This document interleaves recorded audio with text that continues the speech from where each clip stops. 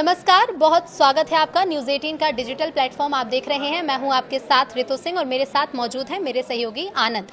Middle east में जारी तनाव के बीच आज भारत के लिए एक सबसे बड़ी राहत भरी खबर सामने आई और वो खबर ये कि जो तेल का संकट पूरी दुनिया में जिस तरह की आशंका चल रही है, इसी बीच भारत के जो जहाज हैं वो वहां से स्ट्रेट ऑफ हॉर्मुज से निकलकर आ गए हैं। अब इसे लेकर पूरी डिटेल क्या है वो आपको इस वीडियो में बताएंगे। इसके साथ ही साथ रूस जो पहले सीक्रेट तौर पर ईरान की मदद कर रहा था, अब रूस की तरफ से सामने आया एक बयान, ईरान के लिए एक बड़ी मदद भी है और इसके साथ ही साथ इजराइल और अमेरिका के लिए एक खतरा भी इसे कह सकते हैं। इसके साथ ही हॉर्मुज में ईरान अमेरिका टकराए हैं और ऐसे में 16 जहाज भी फूके गए हैं। एक और बड़ा हमला हुआ है क्योंकि ईरान ने पूरी ताकत झोंक दी है और कई ठिकानों पर चुन चुन कर वार किए जा रहे हैं। और इसके साथ ही आपको ये भी बता दें कि अमेरिका का जो टैंकर फूका गया है उसमें एक मौत की भी खबर है। पूरा क्या अपडेट है सब कुछ जानने की कोशिश करेंगे इस एक्सप्लेनर में। सबसे पहले शुरुआत आनंद इसी से कि रूसी सैनिक अब ईरान में उतर सकते हैं, इसे लेकर क्या कहा गया है जेलेंस्की की तरफ से और कितनी मदद ये ईरान के लिए साबित होगा? देखिए, जेलेंस्की का एक तरीके से बयान जो है कि हड़कंप मचा कर रखा है, क्योंकि देखिए आज 13वां दिन है युद्ध का। जो संघर्ष चल रहा है तीनों देशों के बीच में, अमेरिका, ईरान और इजराइल, इन तीनों देशों के बीच में, इस संघर्ष के बीच में जेलेंस्की का बयान जो है कि और एक तरीके से युद्ध को भड़का दे रहा है। इसलिए भड़का दे रहा है क्योंकि उनका जो बयान है वो एक डरावना भी कह सकते हैं, क्योंकि ईरान पर जिस तरीके से दोनों देशों का हमला हो रहा है, हालांकि ईरान भी पलटवार कर रहा है, जोरदार पलटवार कर रहा है, काफ़ी नुकसान भी पहुंचे हैं मिडिल ईस्ट के खाड़ी देशों को भी, इजराइल को भी पहुंचा है। लेकिन इस पर जेलेंस्की का मैं बयान कोट करता हूं। यूक्रेन के जो राष्ट्रपति जेलेंस्की है, उनका दावा है कि रूस पहले से ही ईरान की मदद कर रहा है और भविष्य में यह सहयोग और बढ़ सकता है। उनके जेलेंस्की के मुताबिक रूस ईरान को drone, missile, air defence system जैसी सहायता दे रहा है। उन्होंने चेतावनी देते हुए भी कहा है कि आने वाले समय में रूस अपने सैनिकों को भी ईरान भेज सकता है।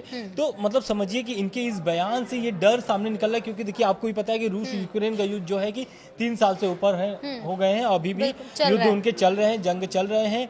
और इस युद्ध में ईरान ने रूस का बहुत सपोर्ट किया है, खास करके उस मिसाइल सिस्टम को देने में। तो जो उनके खैबर मिसाइल हैं या फिर हम सैयद मिसाइल जो हैं, वो सारे मिसाइल का फार्मूला या फिर हम कहें कि मिसाइल जिस तरीके से रूस को मिला है ईरान का, उसको लेकर के हालांकि जेलेंस्की के पास बहुत सारे एयर डिफेंस सिस्टम जो है कि रोकने के लिए हैं, लेकिन ईरान की जो मिसाइलें यूक्रेन में काफ़ी तबाही मचाई और उसी का डर है जो जेलेंस्की के इस बयान से निकल रहा है। साथ ही उन्होंने तुलना भी किया है उतरने का, इसलिए क्योंकि जब उत्तर कोरिया ने रूस की मदद के लिए करीब 10,000 सैनिक कहाँ भेजे थे? रूस भेजे थे।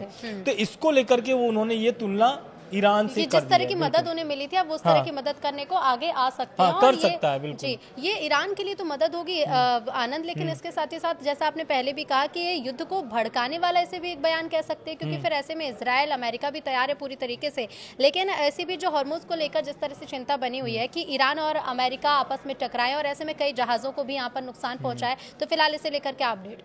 देखिए, स्टेट ऑफ हॉर्मुज में क्या है कि ईरान और अमेरिका दोनों ही पलटवार कर रहे हैं, आपस में हमला हो रहा है, लेकिन इस हमले में लगभग 16 जो जहाज है वो नष्ट हुए हैं, ऐसी खबरें सामने निकल के आ रही है। अमेरिकी सेंट्रल कमांडर के मुताबिक इन जहाज़ों का इस्तेमाल समुद्र में बारूदी सुरंग बिछाने के लिए किया जा रहा था, जिससे अंतर्राष्ट्रीय जहाज़ों की आवाजाही खतरे में पड़ सकती थी। यह कार्रवाई ऐसे समय में हुई है जब ईरान ने चेतावनी दी थी कि हम स्ट्रेट ऑफ हॉर्मुज को पूरी तरीके से बंद कर देंगे या फिर वहां से कोई भी, रूस और चीन के अलावा कोई भी देश का जहाज गुजरने नहीं देंगे। इसको लेकर के इस चिंता के विषय में और इतना बड़ा हमला स्ट्रेट ऑफ हॉर्मुज में देखा गया है। लगभग 16 जहाज वहां पर क्षतिग्रस्त हुए हैं। जी बिल्कुल। अब ईरान की तरफ से जवाब भी बखूबी दिए जा रहे हैं।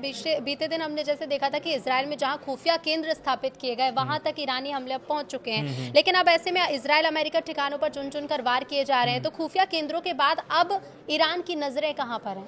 देखिए, दरअसल क्या है कि ईरान जो है, जो मिसाइलें दाग रहा है इजराइल पर, वो 5 लेयर से गुजर करके जा रहा है। तो 5 लेयर मतलब कि इजराइल तक जब तक वो पहुंचेगा मिसाइल, उसको गुजरने के लिए 5 लेयर चाहिए। तो पहला लेयर जो है कि वो तो आपका पड़ जाता है इराक के, ईरान के जो बॉर्डर हैं इराक के, उसके बाद जॉर्डन है, सीरिया है, फिर उसके बाद अमेरिकी एयरबेस है, जो अमेरिकी एयरबेस से एयर डिफेंस सिस्टम है वो रोकते हैं। उसके बावजूद फिर इन सभी से गुजर जाता है तो इजराइल के जो एयर डिफेंस सिस्टम लगे हुए हैं उनके बॉर्डर पर वो रोकते हैं। लेकिन इन 5 लेयरों को तोड़ते हुए ईरान जो है कि मिसाइलें लगातार दाग रहा है और इजराइल को भारी नुकसान भी सहना पड़ रहा है। लगभग ऐसे दावे भी किए जा रहे हैं कि 100 इमारतें जो हैं वो क्षतिग्रस्त हो चुके हैं इस हमले में।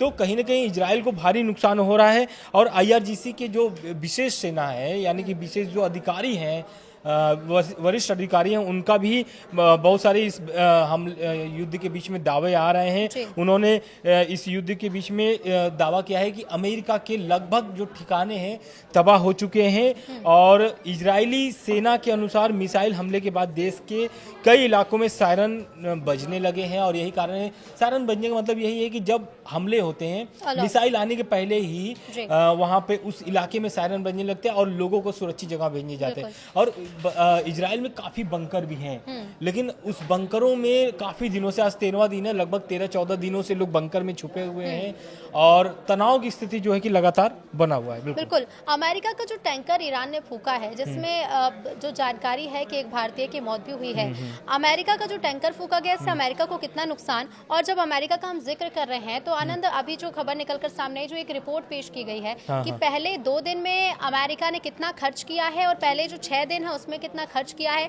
और ये जो रिपोर्ट है ये कांग्रेस के लिए पेश की गई क्योंकि ऐसा भी कहा जा रहा है कि और ज्यादा आर्थिक रूप से मजबूती अभी जरूरत पड़ेगी अमेरिका को। तो जो 6 दिन में जितना भी खर्च वहां पर किया गया संसाधनों के लिए या फिर सेना के लिए, अतिरिक्त सेना के लिए, ये भी अमेरिका को आर्थिक रूप से कमजोरी की दिशा में ले जाने का काम फिलहाल कर रहा है। बिल्कुल, क्योंकि देखिए अमेरिका को देखिए, एक तो सुपर पावर है अमेरिका को और अमेरिका में कोई हमला नहीं हो रहा है। अमेरिका के मिडिल ईस्ट में जितने एयरबेस है वहां पर हमला हो रहा है और अमेरिका वहां पर निवेश करके रखा हुआ है और यही कारण है। देखिए, मैं शुरू के वीडियो में भी बोलता रहा हूं कि अमेरिका जो है कि वहां पर एक अपना एक ये कह लें कि जो मॉनिटरिंग करने वाला देश छोड़ा था वो था कतर, और कतर से लगभग पूरे मिडिल ईस्ट को मॉनिटर करता था। इजराइल भी एक तरीके से उनका सहयोगी, बड़ा सहयोगी है।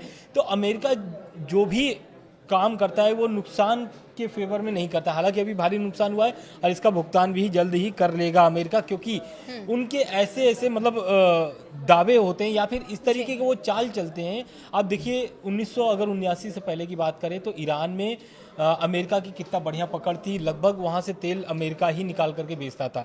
लेकिन आज के समय में देखिए उसी तेल को लेकर के युद्ध हो रहा है, जंग हो रहा है। और ये जो ईरान, ये 13वां दिन है और हमला इसलिए भी नहीं रुक रहा है क्योंकि ईरान जो है कि लगभग इस युद्ध के लिए 20 से 25 साल से तैयारी कर रहा था और यही कारण है ईरान नहीं चाहता है कि युद्ध रुके, क्योंकि युद्ध जितना लंबा खींचेगा उतना भारी नुकसान सभी देशों को होगा। रह गई बात टैंकर फूकने वाली, अमेरिकी टैंकर पर जो हमला हुआ है वो ईरान की ओर से किए गए एक हमले में सैफसी विष्णु नाम के एक अमेरिकी स्वामित्व तेल टैंकर पर निशाना बनाया गया। यह हमला इराकी समुद्री क्षेत्र के पास एक सुसाइड नाव के जरिए किया गया है।